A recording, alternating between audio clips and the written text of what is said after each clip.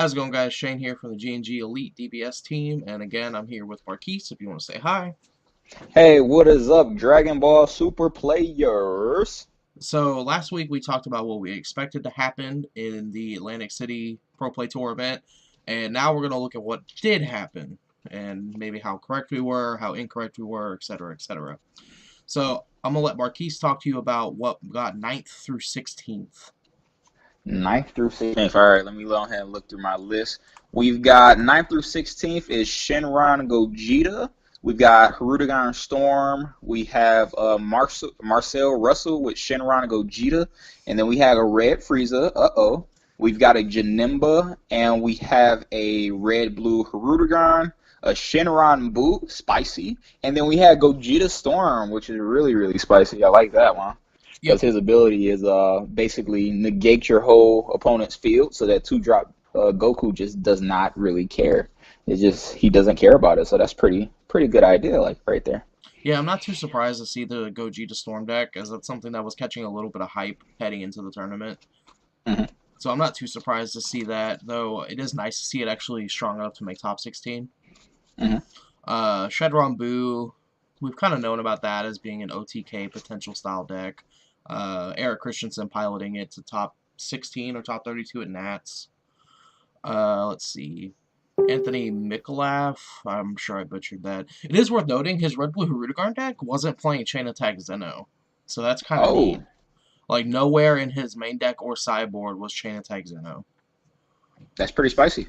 13, typical Janemba deck. And then, like you said, we do have that Red Frieza deck. So that's kind of cool that that deck, like, right out the gate from Clash of Fates is, like, topping these events. Hmm. So at least something from that set seems to be worthwhile, even if it's Uh, might just be that archetype. Another thing worth noting, which I'll be doing another video about this on Zeno Black Market, there were only 3 self-awakened leaders in top 16 and only 1 that made it to top 8. So we might be seeing a different meta, guys. We might be seeing a more defensive meta. Yep, it kind of reminds me of how like the set 4 meta was before Storm like fully took over. Like Hmm. in set 3, we were so used to Ginyu just self-awaken, self-awaken, self-awaken, and then was like, whoa, okay, we don't want to do that right now. We're just gonna get punished. Hmm. So we could be going back to something like that. Hmm. And you guys already know that the best defense is a great offense, and who has the best defense, of course? The winner of the tournament, which is Janemba. Janemba. Yep, Not too yep, yep. surprised to see Janemba doing really well. It was tied for first among most represented in top 16. Hmm. I mean, we knew the deck was good. Um, it's probably the best deck that didn't get hit besides Shenron Gogeta. Exactly. Exactly. I actually made a post in Dragon Ball Super Community. I wanted a card to be made, something that said I just gave it a funny name, Sacrificing Krillin, which would, have a stupid ability. It doesn't draw one, first of all, so it negs you one. It costs an energy, and you have to sacrifice it so you can't combo it. And it basically just says that you sacrifice it during your opponent's turn, and your opponent twice per turn can't meal you. Twice that turn can't meal you.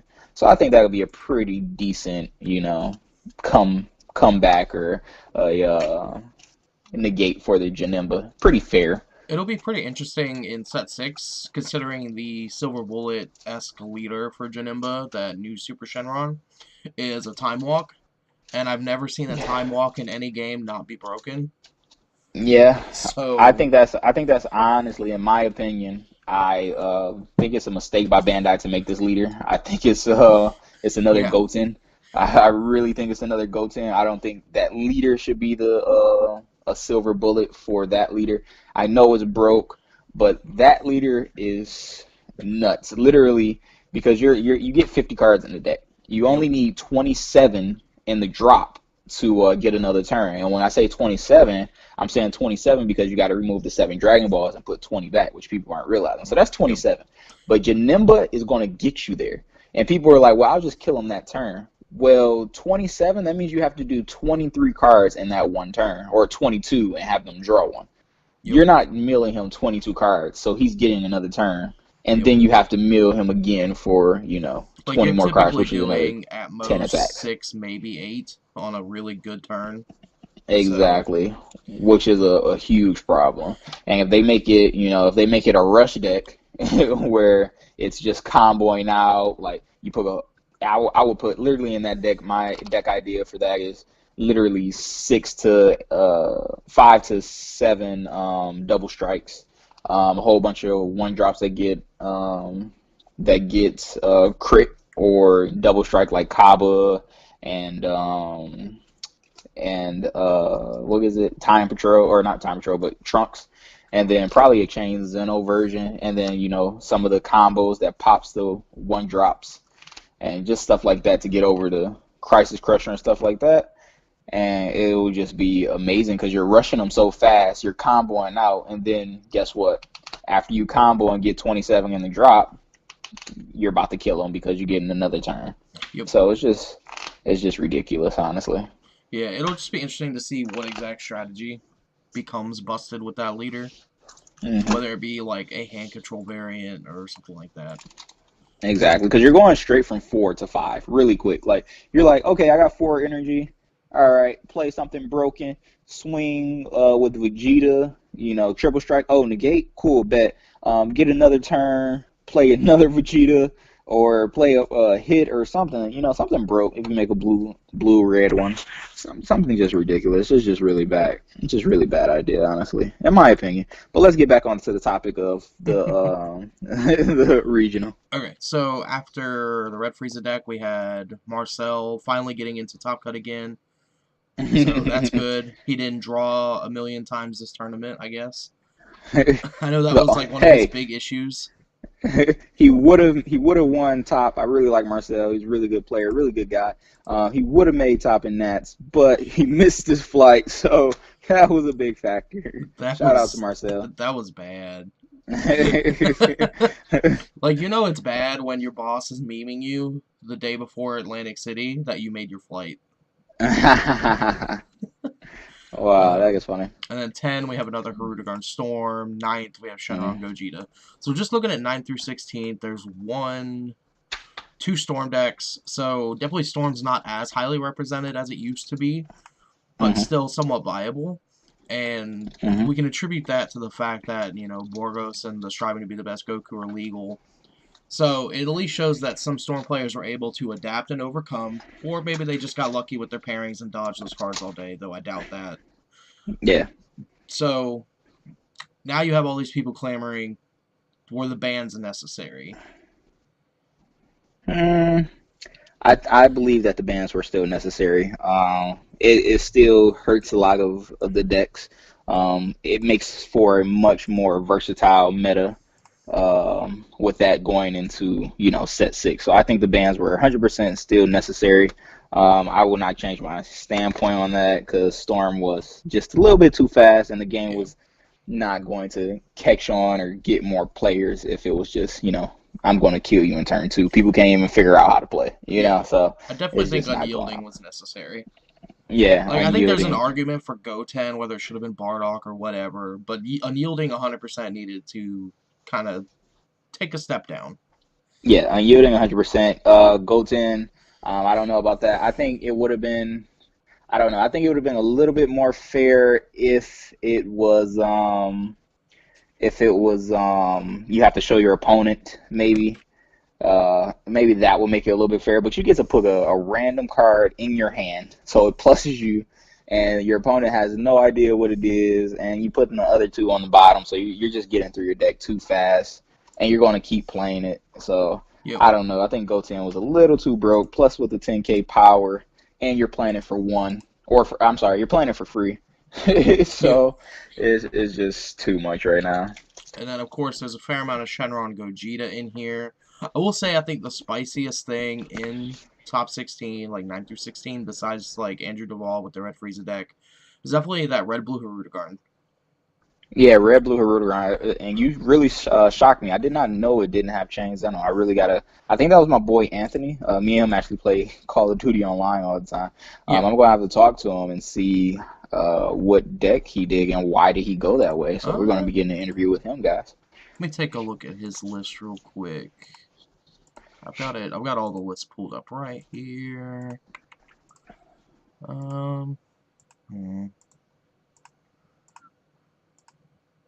Okay, so let's see. It looks to be he's actually playing Time Patrol Trunks as well, so that's kind of Oh, like a blast from the past. yeah. He was playing 4 Unyielding,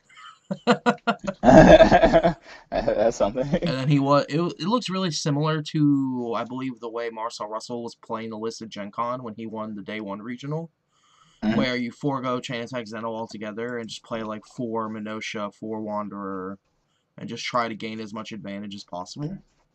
Right, because the idea with that is when a self-awakened leader attacks, you get 2 cards, you plus yourself 2, and when Harudegarn attacks, you pitch 1 and you get 2, but that's only plussing you 1. But if you're pitching a Minosha, now you're plussing 2, Yep. just like if you were self-awakening, except now you have more life. Yep. So that was the idea behind that, and I think it was a smart meta call because he knew it was going to be a lot of self-awakening leaders, and he knew he was going to have to rush a lot of decks. I will say I like the way Anthony writes down Mafuba. That's pretty sweet. All right, 5th through 8th. 8th place we had another Janemba. 7th place was Jonathan Rodriguez with Red Frieza again. Him and Andrew Duvall were playing the exact same list, except their sideboards were a very tiny bit different. They were running a small blue package with 4 Bean, 4 Whis, and sideboarding a small yellow package of 4 Roshi, 4 Cold Bloodlust. Gotcha. 6th was Brendan Ackerson with Shenron Gogeta. 5th was Eon Hill with Shenron Gogeta. So another Janemba, another Frieza, which is kind of spicy, and 2 more Shenron Gogetas, which is pretty much what a lot of people expected to do well. So let's see. 4th, Harudegarn Storm. 3rd is where it does get a little spicy again. Justin Rios is playing Broly Storm. So That's pretty another good. deck that we, had been getting a little bit of hype. I know I did a deck profile on a list here on the channel. Richard Zapp and Robert Wrights were talking about the deck. So I'm not too surprised to see it in there. At least Broly did make Top Cut, because it's the only Broly in Top Cut. Yeah, that's because it's a self-awakened leader, and it was just too much defense. Just too much defense for it to overcome, especially with the silver bullets. It just wasn't going to cut it. Now, it is worth noting in his Storm Broly list, he's not playing Preface of Recovery. And, let's see. Was he running any Shuggish? I'm trying to find his super combo. Yeah, my list, I have a Broly list made up. I run 1 Shuggish, and I Oh, run there it is. 3 Jocko, and then a couple planets. So basically, I try to avoid using Shuggish game 1 and use my Jockos, and then game 2 they don't put in the Corona, and then I try to surprise them with that Shuggish real quick, or I'll Boy, you search it trying to out. put beer in your deck? Beer? You called it Corona. It's beer. Just giving me a hard time. But, no, he was playing for the Pure-Hearted Son Goku, the promo yellow Goku super combo. Gotcha. What is that? What does that affect again? I think it's just the generic draw one. Okay, cool. So it's just he just wanted to be searchable, I guess. Yeah, pretty much. Just more consistent. And, I mean, that's fair. Like, the deck doesn't really need Preface. Like, I know when we were playtesting the deck, Preface kind of just felt like win more. Like, it was really easy to just get to 4 energy and kill him. Like, Mira attacking twice is pretty good. This is true. This is very true. And then, let's see. 2nd place, we had Eric Goodwin on Janemba. And 1st place, Ryan Severin on Janemba. So, yeah. Janemba versus Janemba. Janemba is definitely the big champion this weekend. Again, tied 1st place for most represented in Top Cut. Definitely not what either one of us, I think, expected. I might have said Janemba. I can't remember. I know you were all over just Storm. Yeah, I literally just thought Storm was going to win, and it was just going to be able to rush it and go through. But, Janemba just has too much defense right now, especially with the silver bullets. Actually, when you go up against a real good Janemba player, and they're actually being very, very methodical and very meticulous, which, all of Top Cut was if you were running Janemba, those were the best Janemba players out. So now, not only were they already dealing with Storm before, they also got silver bullets, so they put those in there, and they showed us what they can really do. Like, man, So watching Ryan Severin when he played against Eon Hill in top 8, Like, he just always had 3, 4, 5 negates in his hand. And Always. Eon or Eric, I'm sorry, always had the battering. He had two batterings every time he went in for game, and he still Yep. got over it. So Yep. It just shows, like, it is against just Janemba, you have to go G to 7. Like, you just have hmm to. You you have to have put to. them down to 2 or less negates. Giving them 3, 4, 5, you're never going to get there. Exactly, It's just which is wrong. a huge problem with the game. It's a huge problem because I literally I went live on in Dragon Ball Super, and I showed most of the deck. Most of the deck is I think half of the deck is negates. You Yeah. know, half of the deck is negates and super combos.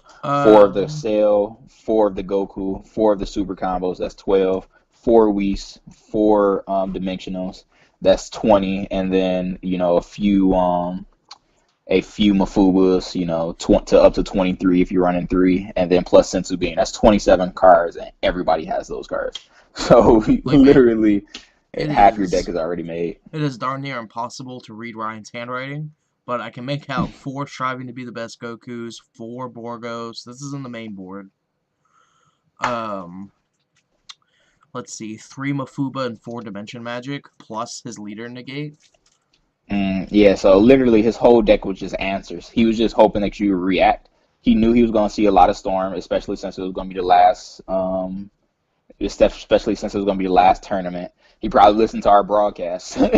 he was like, yeah, it's going to be a lot of Storm there, so let me just make my deck anti, and that's what he did, and it worked out for him. He probably went against a lot of Storm, and he was taking them out one at a time because the deck's he's just running 8 answers. the deck's So, just so easily able to combat so many different archetypes within its main mhm, board. And like even in his exactly. sideboard, he's running a Yajirobe for the Gogeta matchup, another Mafuba, 2 Whis, 2 Pilaf, 2 Dende. Like, I don't know how he ever loses to Shenron Gogeta post Yeah. sideboard as long as he sees his stuff. Now I did watch one of Ryan's matches against Eric, and I just wanted to say one thing. He played very well, but he did something I didn't really like. He had two energy up, or I'm sorry, he had one energy up, and he played a Dende right when Eric was on turn one, and he was going to objection, and he chose not to because he's seen that he had the Dende. So I feel like he could have, baited him in a little bit more and then played the Dende next turn and then took one of his energy. That's the only major thing I think he messed up on. And, I think he did lose that game and then got the next game. But Fair. yeah, that was the only major thing. And I think it was just probably nervousness or rushing. Yeah, you But have to treat Dende as a 3-drop, not a mhm, 1-drop. You have to exactly. let them do their thing and then play her on 3 and use her effect. Like, it's the same Exactly. thing You with want to bait them Kami. into it. Mm, Like, playing Kami on 1 and your opponent just playing around it is pointless. You have to get them to fall into the trap and then utilize it. exactly. And then you could have just child wished it back. Now, I will say this: Brendan Ackerson's list, his Shenron Gogeta list, is like super spicy. So, of course, he's got 3 Gogeta 7s, but he's also playing 3 Dragon Fist Super Saiyan 3s, a Frieza Mm, Army Reborn, the secret rare from the new set. So that's pretty spicy. yeah, I like that. that's really good. I like that. I really like that. Yeah, like he's got 4 Gogeta 5s, 3 of the Dragon Fist, 3 Gogeta 7s, and a Frieza Army Reborn. And he's also playing Whis the Mm, Resting Attendant from, I believe, set 1 to help him hmm. ramp. So that's kind of neat. That's pretty Yeah, cool. set 1. So that's kind of cool. I highly doubt we've seen that card in a top cut in a very long time. He's also playing 4 Objection with it. So he's Objection on turn 2, Whis on turn 3, and be it 2 energy ahead. Wait, how are you? Oh yeah, turn three because he played the objection. Yep, Yeah, so that's kind of yep. nutty. So on turn 4, you're at 6 energy, and you can World Peace a Dragon Fist. Seems good. That's pretty decent. That is pretty decent. So I think it is safe to say this was a little bit more diverse than either one of us really expected. Hmm. So many different leaders and decks within the top 16. I can only imagine what the top 32 looked like had they cut the top 32. Hmm. It is worth noting, this tournament did have a lot more people than I expected it to have, considering how How many people poor were there? it was. A little over 200, I believe. That's pretty decent. Pretty 205. decent. Considering last week, ARG's event was like very low. Like their Sunday singles tournament was like disastrously low attendance. Hmm. But they also announced that tournament super late, whereas people had time to plan for this. So, Yeah, and that's true. people tend to show up more to PPG events. They have a little bit better reputation. People just really like George. Yeah. Okay, let me rephrase. People really like Peter. Okay, Anything okay, Peter's yeah. associated with, they will flock. They Yeah, love Peter Peter. and Marcel. These are the two PPG faces that are worth noting. Yeah, I can barely keep up with the other ones. I will say, Jonathan Rodriguez is building quite the resume as Hmm. a elite player. Eric Christensen's been doing really well when he goes to tournaments too, especially Hmm. since I believe he's primarily a Yu-Gi-Oh player or was a Yeah. Yu-Gi-Oh player. Um, though I can never keep up with who the other people on the team are besides those four. It Hmm. seems like it's ever changing, and I'd never know. And then Gabe does a really good job head judging these tournaments. They Of also course. have the other guy whose name I forgot who head judges all their tournaments. Though they do a really good job together. Probably the best head judge duo. I would say duo, not singles, but duo in the game, and that Yeah. also helps players want to come out because they know what to expect judging wise.